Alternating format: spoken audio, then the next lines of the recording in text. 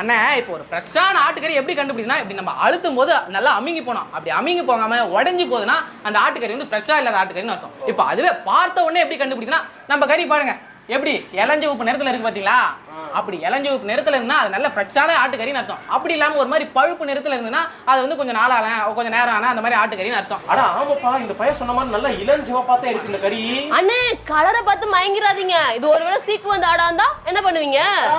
அக்கா அக்கா அது எப்படி கண்டுபிடிக்கும்னு சொல்றேன் பாருங்களேன். இப்போ ஒரு ஆரோக்கியமான ஆடா இருக்குன்னா இப்போ உரிச்சு வச்சிருக்காங்கன்னா அது வெட்டி உரிச்சதுக்கு அப்புறம் அது உடம்புல இருக்க எல்லா ரத்தமும் வந்து பார்த்தா வடிஞ்சு போயிடும். நம்ம கறியை பார்க்கும்போதே தெரியும் ரத்தம்லாம் எங்குமே எல்லாம் மொத்த ரத்தமும் வடிஞ்சு போயிருந்தா அது நல்ல ஆரோக்கியமான ஃப்ரெஷ்ஷான ஆடுன்னு அர்த்தம். இதுவே வந்து அந்த ஆடு நோய்வாய்ப்பட்டிருந்ததுன்னா இப்போ அந்த ஆடு வெட்டி உரிச்சதுக்கு அப்புறம் உடம்புல அங்கங்க ரத்தம் தேங்கி இருக்கும். அதை பார்த்து நீங்க இது நோய்வாய்ப்பட்ட ஆடு அப்படின்னு சொல்லி கண்டுபிடிச்சிக்கலாம். இப்போ இதுவே வந்து செத்து போனதுக்கு அப்புறம் அந்த ஆடை உரிச்சு வச்சிருந்தாங்கன்னா அது உடம்புல ரத்தம்லாம் எதுவுமே போகாம அப்படியே ரத்தம் தேங்கி நிற்கும். அதை வச்சு இது ஒரு செத்து போனதுக்கு அப்புறம் வெட்டின ஆடு அப்படின்னு சொல்லி நீங்க கண்டுபிடிச்சிக்கலாம். இந்த மாதிரி உரிச்சு